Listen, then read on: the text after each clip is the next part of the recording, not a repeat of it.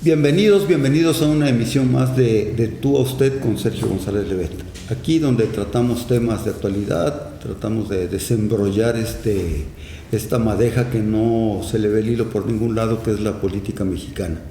Hoy vamos a hablar de un asunto que nos atañe a nuestro invitado y a mí, que es el periodismo, que es la función del periodista.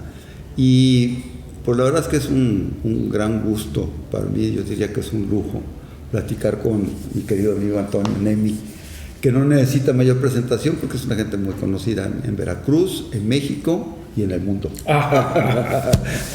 En fin, Antonio, te agradezco tu presencia acá.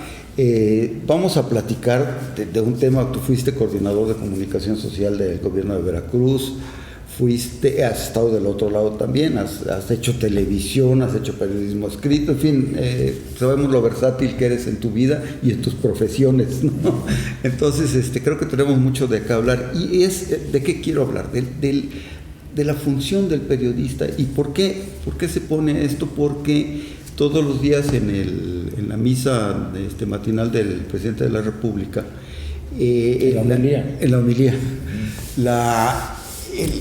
siempre es el tema recurrente, ¿no? Esta prensa vendida, ¿por qué dicen que hay, por qué no dicen que en Acapulco no nos fue tan mal, dice el presidente, y nos acusa a los periodistas de viles o pilotes, bueno, a lo que voy es, vamos a tratar de puntualizar primero, Antonio, ¿cuál es la función del periodismo, no? Bueno, lo primero que tengo que decirte es que estoy agradecido, que el lujo y el privilegio son para mí, y en realidad yo debiera entrevistarte a ti. Sergio es un exquisito, y lo digo sin agregarle, sin paráfrasis, manejador del lenguaje.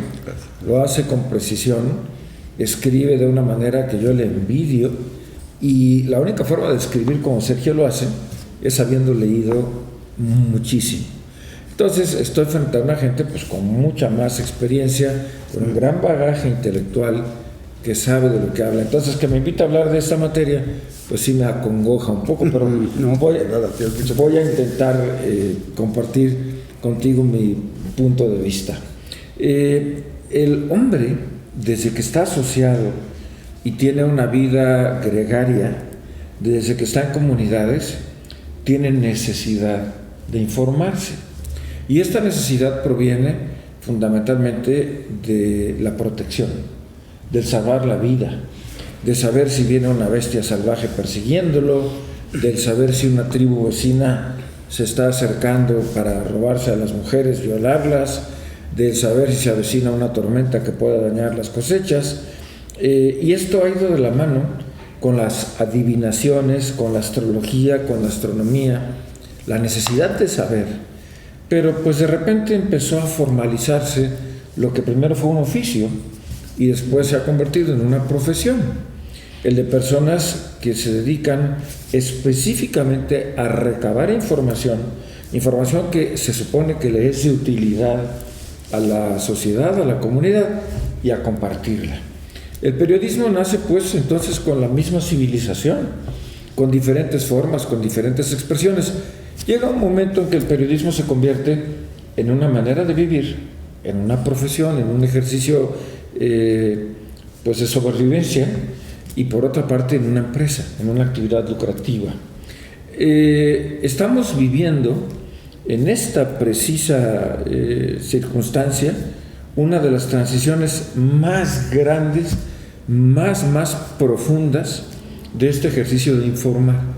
Porque hasta hace muy poco tiempo la información se transmitía fundamentalmente a través de medios impresos, a través del lenguaje escrito, de las ondas radiofónicas, a través de la radio.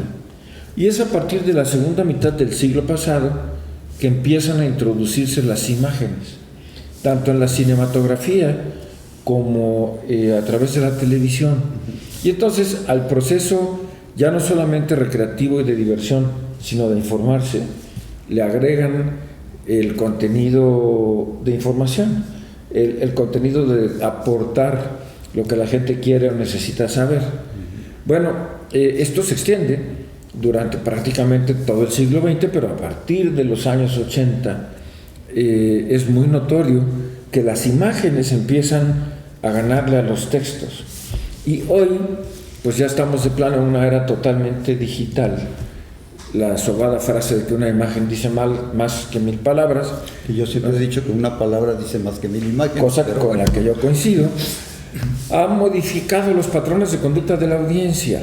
Ahora estamos ante el dilema de cómo conseguir que la información no se vuelva superficial, que la información no se vuelva incompleta, que la información no se vuelva facciosa, porque nos basamos en una imagen y no en una lectura que nos obliga al pensamiento crítico, a la reflexión. Y pongo un ejemplo muy sencillito. Yo veo a un servidor público con una corona de flores, de colores, con una camisa de color extraño, y lo veo retratado y me produce una imagen desagradable, me parece una ridiculización de la función pública. La foto lo saca de contexto. Y si solo me presentan esa foto, pues lo veré muy mal. Pero si resulta que el señor está en una comunidad indígena, en donde le están recibiendo con cariño y le están mostrando afecto a través de esta tradición que consiste en coronarlo de flores, en quemarle copal e incienso, pues debo entender que se trata de algo muy respetable y que es una cuestión de orden cultural. Este sencillo ejemplo te muestra lo que una imagen puede distorsionar y sacar de contexto a una información. Y el otro tema, el gran tema, querido Sergio, es que hoy cualquier persona con un celular en la mano ya se convirtió en reportero. Y eso plantea pues, muchísimos retos de veracidad, de objetividad, de control de la información. Y bueno, pues estamos ante lo que los expertos llaman la infodemia. Es tal la cantidad de información que nos resulta imposible, ya no digo procesarla, conocerla toda. Yo a eso me dedico, tú a eso te dedicas y se nos pasan cosas. Hay noticias que nos pasan completamente de largo. Mis hijas estaban burlando de mí porque yo no sabía ni la importancia ni la trascendencia de la muerte de este muchacho que estaba... Él, ni sabía quién era. ¿Qué? Y el mundo consternado por este hombre. Va por ahí la cosa. Mira, yo una cosa que me pregunto siempre es, ¿cuál es la función esencial de la comunicación? Es decir, ¿para qué sirve, no? Y de esa pregunta pasó otra. Bueno, pues es obvio que la función esencial es informar, pero tiene un pegado, un vecino junto, que es la crítica. Es tan importante, mira, es tan satisfactoria en lo inmediato la crítica. Tú criticas a alguien y te dices, oye, qué bárbaro, qué periodista tan duro eres, no sé qué, te da una cierta satisfacción inmediata. Y para muchos pareciera que es más importante criticar que informar. Pero voy más allá. Esta información y esta crítica para muchos, y se da en el caso ahorita precisamente de los gobiernos que tenemos o padecemos en México, que piensan que la información es crítica, ¿sí? Que cualquier información, el gobierno comete un error, tú lo informas y me está criticando, no sé qué, va por ahí la cosa. Entonces, ¿cuál es la función esencial nuestra? Informar. Pero si cada vez que informamos nos dicen que somos críticos, pues ya no podemos hacer nada entonces. ¿O la única función sería informar ensalzando al gobierno? No, obviamente no. Hay, ya lo dijiste bien, una muy clara diferencia entre el periodismo que se dedica a informar, a narrar los hechos ocurridos, el periodismo recreativo, el que te platica que el pobre de Checo Pérez salió de la carrera de Fórmula 1 y que el hijo, señor presidente, fue al palco principal de la Fórmula 1, aunque el presidente criticó a un ministro de la Corte por ir a la Fórmula 1, el periodismo de chisme, el periodismo de farándula y el periodismo de opinión, que es un periodismo legítimo, que es un periodismo necesario, pero que no tiene ni las características ni las implicaciones de quien informa. Ciertamente que no en México solamente, en el mundo hay una gran intolerancia al periodismo que informa, y en particular en América Latina, salvo excepciones, Costa Rica, un poco Colombia, Chile, pero en la gran mayoría de los casos, incluyendo Brasil, la prensa que cuestiona, la prensa que presenta hechos que no son agradables para el gobierno, es vista con repudio desde el poder. Y ciertamente en el caso de México, esto es muy triste, porque el señor presidente López Obrador lleva 5 años diciendo que la prensa lo ataca porque tiene un afán servil de atender los intereses de los poderosos, de los conservadores y de los que él llama sus enemigos. Ahí el problema es muy serio, porque el señor presidente, y esto no lo digo yo, hay miles de horas de video y textos y tal que lo prueban, cada persona que está en desacuerdo con el presidente en cualquier tópico es su enemigo, y así lo considera. Y lo insulta. Lo ataca, lo fulmina, lo descalifica sin derecho de réplica. Entonces, tú imagínate que alguien como el gobernador, por ejemplo, hace una conferencia de prensa específicamente para hablar mal de mí, violando la ley, violando mi presunción de inocencia, ofendiendo a mi familia, ofendiéndome a mí, diciendo mentiras, hablando con torpeza. Ahí la regué. Bueno, y que no tienes medio de defensa porque están encerrados en su palacio, en una tribuna a la que no tienes acceso. Xóchitl se volvió candidata a raíz de que el presidente la fustigó, la agredió y no le dejó el derecho de réplica. El derecho de réplica es sagrado, está en la Constitución, está en los tratados internacionales. Y bueno, pues sí, estamos en una época de gran populismo, porque además también es cierto, el presidente tiene gente que lo estima, que lo quiere y que le cree todo, incluyendo sus mentiras. Durante la presidencia de Donald Trump, se estima que dijo casi 60,000 mentiras documentadas. Pues ya le vamos pegando a esa cifra. Documentos falsos, sacados fuera de contexto, mentiras catastróficas, desde las graves, como decir que el cubrebocas no servía y no era necesario, hasta las catastróficas, como decir que se iban a morir 60,000 y murieron más de 800,000 por el COVID. Entonces, sí hay intolerancia, mucha. ¿Y qué hacer frente a esa intolerancia? ¿Qué nos queda?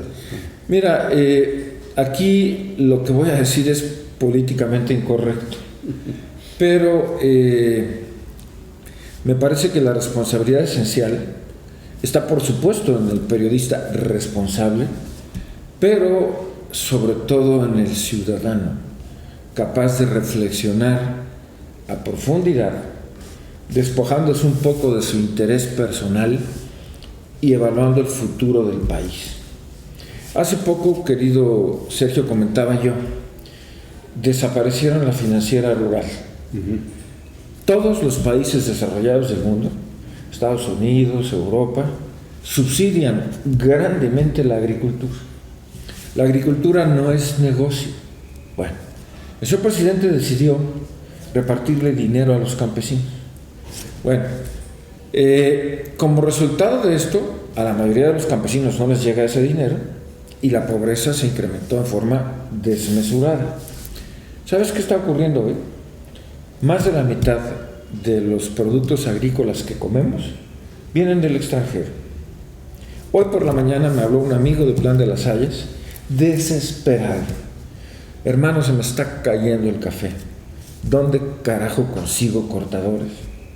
O sea, no hay quien quiera ir a trabajar. En la cuenca del Papaloapan, que alguien acepte ir a trabajar, a cortar caña, que es un trabajo brutal, pesadísimo, pues mejor cobran lo que les dan de subsidio, se la pasan en la cantina. Es realmente trágico. Y bueno, la sociedad tiene que pensar y asumir que el periodismo es un contrapeso para los excesos de la autoridad. El periodismo libre, independiente, no solamente conviene, es indispensable, porque es a través del periodismo que se descubrieron las raterías de Peña Nieto.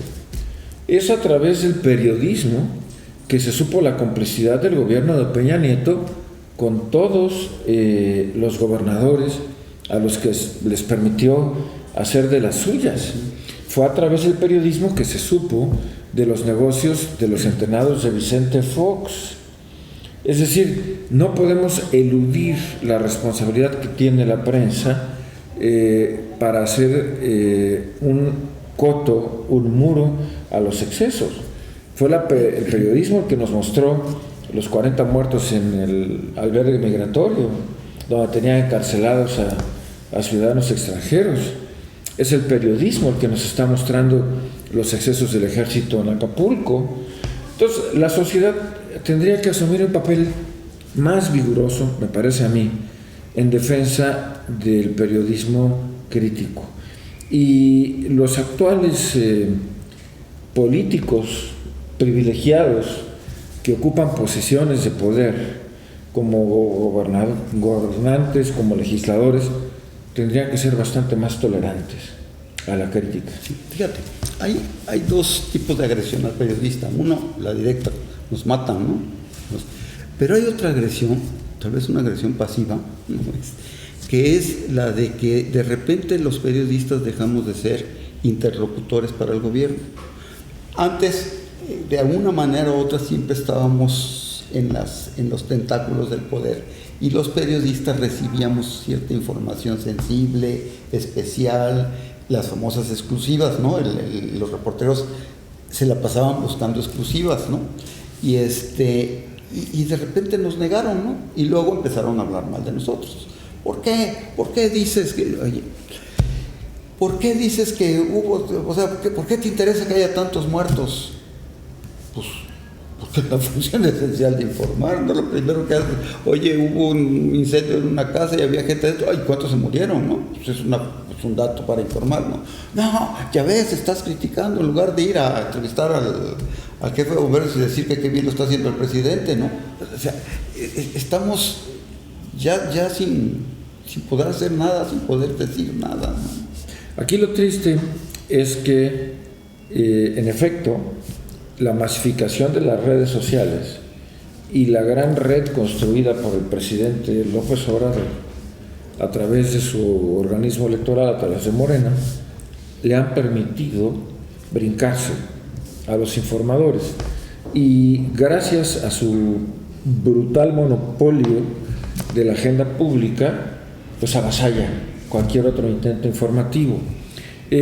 Nadie le explicó, y debieron haberle dicho, que lo que hace de ocupar todas las mañanas el tiempo de la nación para hablar y hablar y hablar, produce un efecto de desgaste que acaba siendo pernicioso. Primero, cuando hablas tanto, corres el riesgo de equivocarte, corres el riesgo de falsear las notas y algo muy importante, de contradecirte. Yo veo al presidente López Obrador diciendo, ahí tienen a Cienfuegos, García Luna, los corruptazos, qué bueno que lo tomaron preso. Cuando en Estados Unidos tomaron preso al exsecretario de la Defensa Nacional.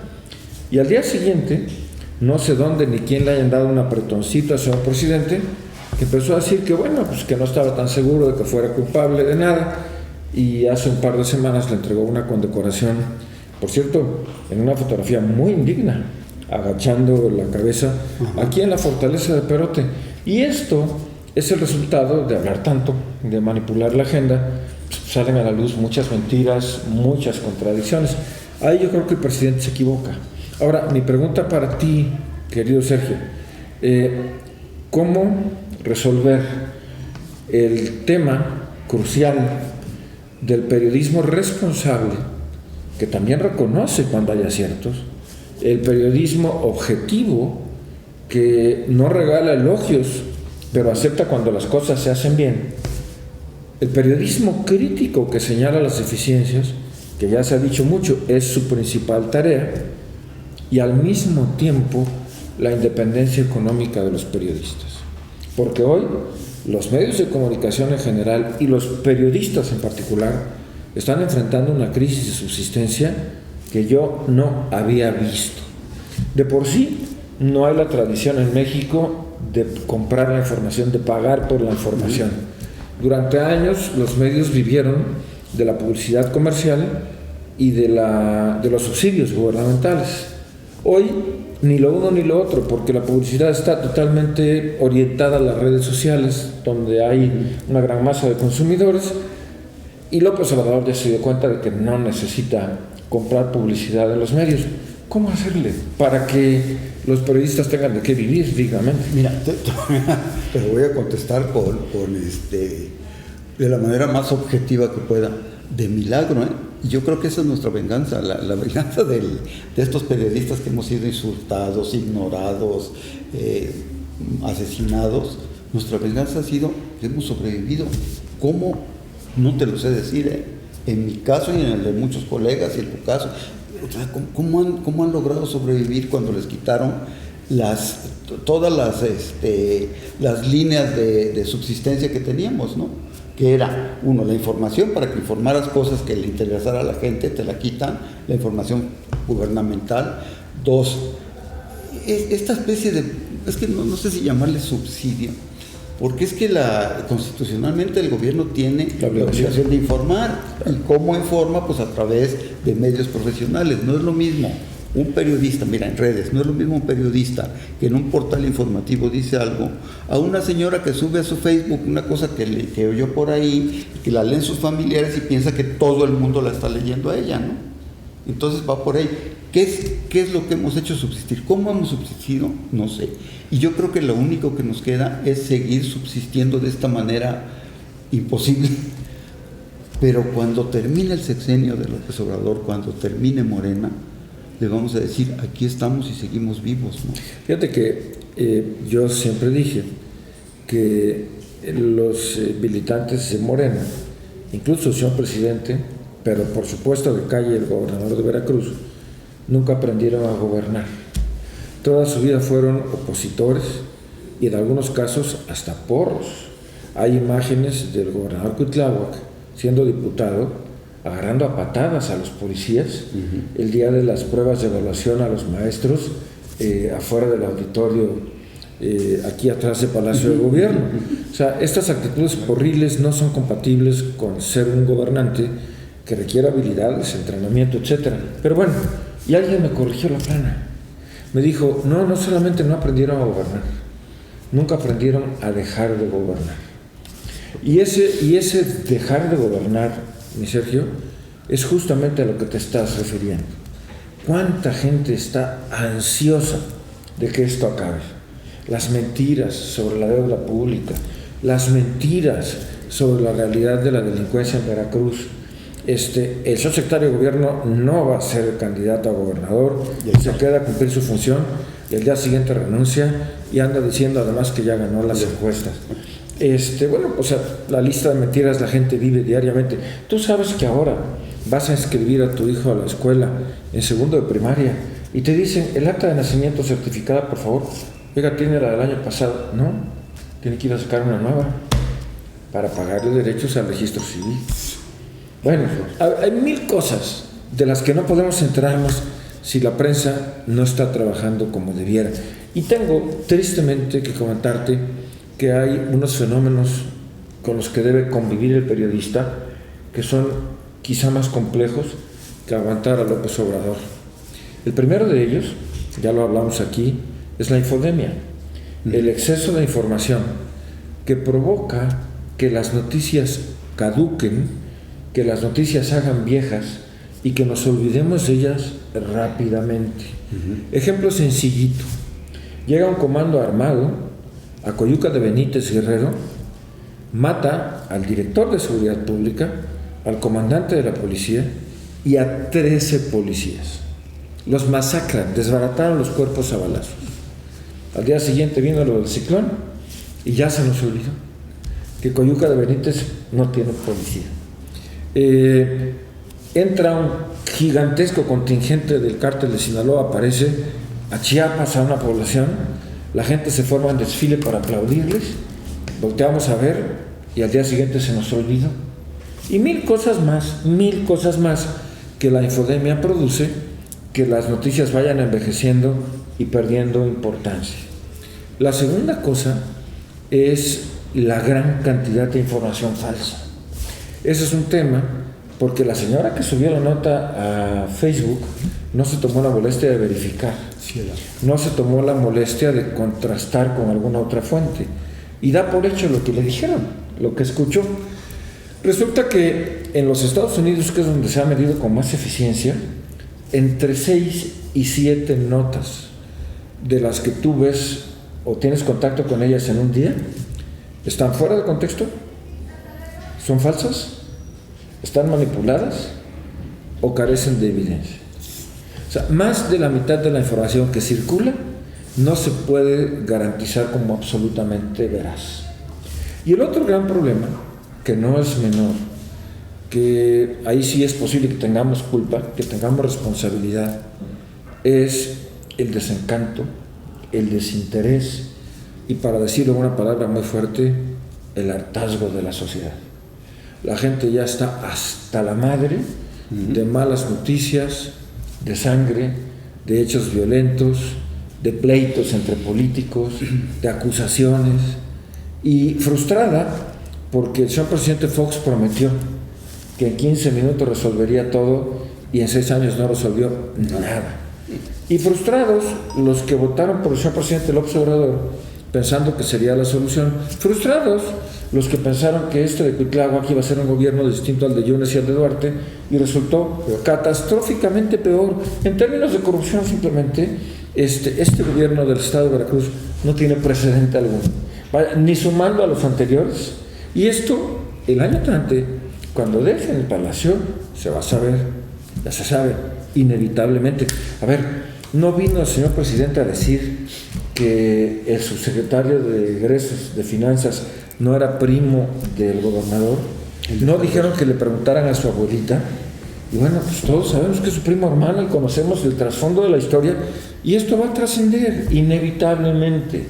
Entonces, la gente ya está hasta la madre, está cansada de estos chismes. Incluso lo que estamos charlando, por más interesante que sea, dice, ya, mira, pon una serie, pon un programa de caricaturas, y eso es preocupantísimo, porque cuando el ciudadano pierde el interés, híjole, ¿qué destino nos espera? ¿Qué destino nos espera? Fíjate, una estrategia del gobierno es obvia, ¿no? Es manejar esta idea, que por cierto la manejaba el PRI en su momento, de que Morena va a ganar. Ya ganó Morena, vaya, ya para qué te preocupas, ¿no? Y ha pegado tanto esta estrategia que me ha tocado platicar con analistas o operadores políticos de los partidos que te dicen, priistas, por ejemplo, convencidos, que te dicen, mira, ya ganó, Morena va a arrasar el próximo año, ¿para qué le buscamos, no? O sea que está permeando esta estrategia del presidente. Y desviar, ¿no? Desviar todo. A ver, el problema de Acapulco no es que se acabó Acapulco, ¿no? De que destrozó todo Acapulco. El problema es que los medios están hablando mal del señor presidente. Entonces es ir desviando siempre la atención hacia otras cosas. Pero ¿qué tanto está cayendo la gente? Esa es mi pregunta. Yo creo que pudo haber sido al principio, pero que hoy está empezando a hacer agua. Como dijera un mutuo amigo nuestro, empiezan a pegarle a la línea de flotación. Y te voy a poner 2 ejemplos. ¿Cuál es el bastión electoral más grande de Morena en el país? ¿Dónde tiene su mayor concentración de adeptos, seguidores y votantes? Debe ser en el sur, ¿no? ¿No es Ciudad de México? Bueno, sí. Sí, bueno, históricamente era la Ciudad de México. Bueno, hace 2 semanas le hicieron a la señora Sheinbaum un mitin violando la ley electoral, porque es un acto anticipado de campaña, disfrazado de encuentro con los militantes de su partido, en un lugar relativamente chiquito, el estadio de la Ciudad de los Deportes. Por cierto, viví 5 años pegado al estadio, el estadio Blaugrana, le dicen a los que hablan de fútbol. Blaugrana, sí. Bueno, y no llenaron el 20% del estadio. Eso responde a 3 cosas. Primero, que no tienen el control político. Segundo, que efectivamente la gente dice, si ya ganó, ya para qué vamos. Y tercero, lo más importante de todo, que no es cierto que tengan el control. Voy a poner un segundo ejemplo. para responder a la inquietud de quien piensa que ya ganaron. El presidente no soporta, no tolera a este señor Harfuch. Es evidente, es notorio. Bueno, ¿por qué razón? Pues porque es el nieto de García Barragán. ¿Por qué razón? Porque es el hijo de García Paniagua. ¿Por qué razón? Pues porque fue protagonista de Ayotzinapa. ¿Por qué razón? Porque pues hay numerosas publicaciones, no mías, por ejemplo de Anabel, que tiene unos pantalones donde lo vincula directísimo a la delincuencia organizada, pero es un tipo bien parecido, es un tipo que es hijo de una actriz famosa, es un tipo que estuvo a punto de morir en un atentado y que simpatiza la clase media de Ciudad de México que Morena perdió con él. Entonces, ¿qué está ocurriendo en Ciudad de México? Está ocurriendo que la gente que quiere a como dé lugar que vaya Claudia Brugada de línea dura, no se da cuenta que pueden perder la Ciudad de México y quiere los otros, los moderados, incluyendo a Sheinbaum, que no es moderada, pero bueno, meter a Harfuch porque es la única forma de ser competitivos. Bueno, la tensión está tan brutal en Ciudad de México que tuvieron que posponer el anuncio de las candidaturas 10 días porque no logran ponerse de acuerdo. Y yo aquí quiero traer a la mesa un hecho sustantivo. El gobierno de Ciudad de México, la pasada elección, perdió la mitad de las alcaldías de la Ciudad de México, pero casi 2/3 partes de los votantes de la Ciudad de México. Perdió alcaldías importantísimas, como Cuauhtémoc, como Benito Juárez, como Miguel Hidalgo. Y esto es importante porque evidentemente ya no las tienen consigo en la Ciudad de México. Entonces yo te respondería, estos dos indicadores, la pugna que va a haber por la candidatura en Ciudad de México y el fracaso de los actos de Sheinbaum, dejan claro que no la tiene tan sencilla. ¿Y en Veracruz? ¿Cómo ves a las corcholatas locales? Mira, a mí me molesta hablar del tema porque es una ilegalidad.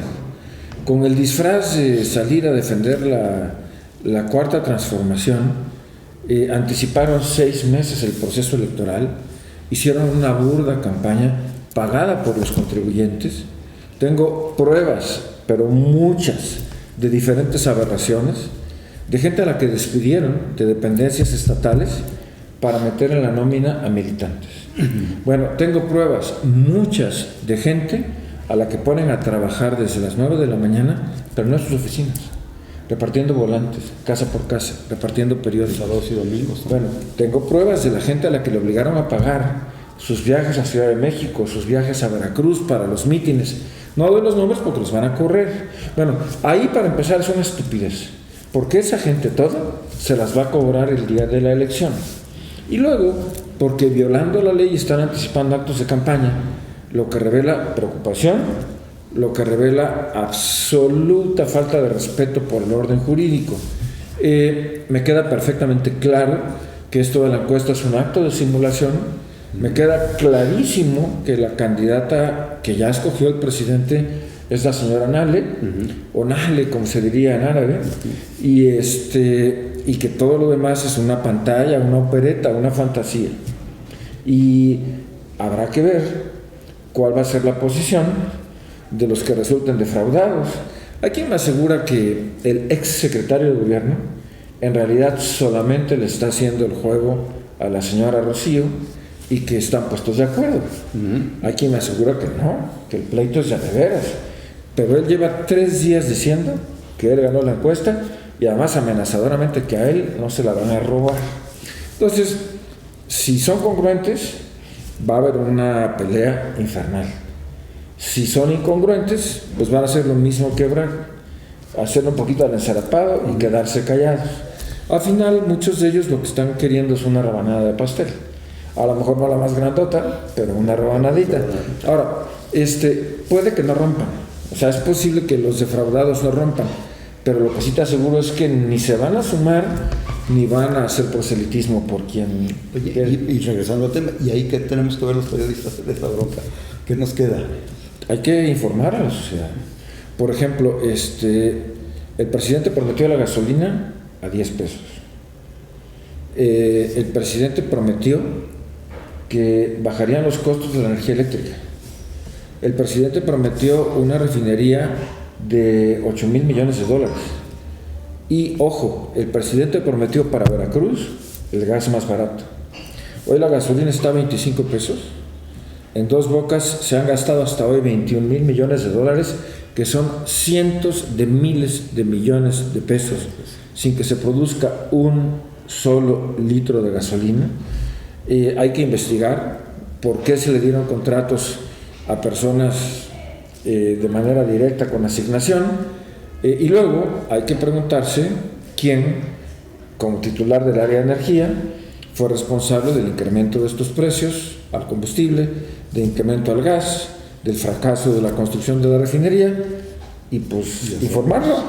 El trabajo del periodista es dar noticia de todo esto para que la gente tome decisiones. Entonces, si yo como periodista digo que el veracruzano es muy regionalista, el veracruzano es muy dado es muy defensor de su condición de oriundo de estas tierras, no soy ni un vil, ni un sopilote, ni nada, estoy simplemente informando, ¿no? Todo lo contrario, pero además, mira, hablaba, y me parece que con razón, el presidente López Portillo, del localismo empobrecedor, de cuanto la gente se empeñaba en tener en los puestos de representación popular y de gobierno a personas oriundas de las localidades. Pero él hablaba de que viniesen veracruzanos de origen, aunque estuviesen radicando fuera. Si no hubiera gente con talento, si no hubiera gente con experiencia, si no hubiera mujeres brillantes en Veracruz, si no hubiera gente que conociera milímetro a milímetro la geografía del estado, si no hubiese personas con mayor aptitud para gobernar, yo no le vería objeción. Más que la cuestión de la oriundez, la cuestión es, ¿y qué sabes de Veracruz? O sea, ¿qué sabes tú de la historia de las localidades? ¿Haber hecho una campaña por el Senado te convierte en veracruzano? No. ¿Dónde está tu conocimiento de la historia política? ¿Dónde está, por ejemplo, tu conocimiento de la creación del municipio de Fortín cuando le arrebatan a Córdoba la mitad de su territorio?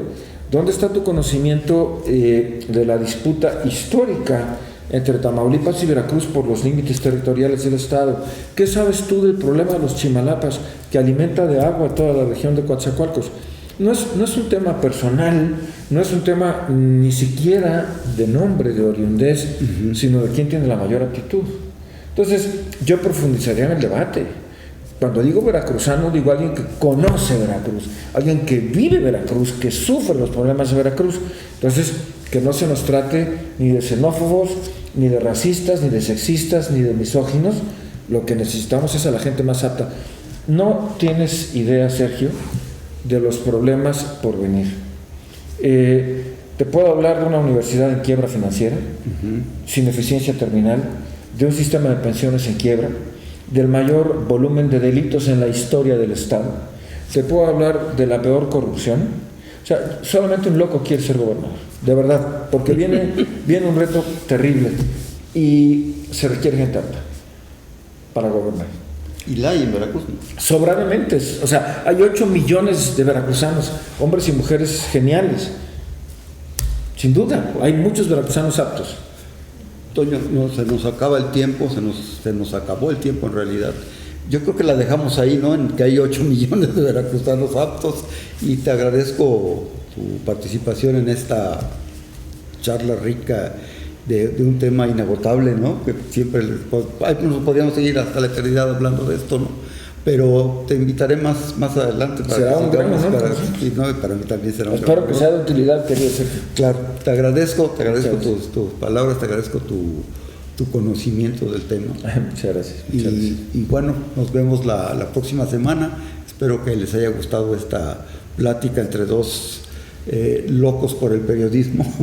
Si no les gustó, que se lo nota. Que quede entre nosotros. Gracias y hasta la próxima en De Todo Usted con Sergio González Levet.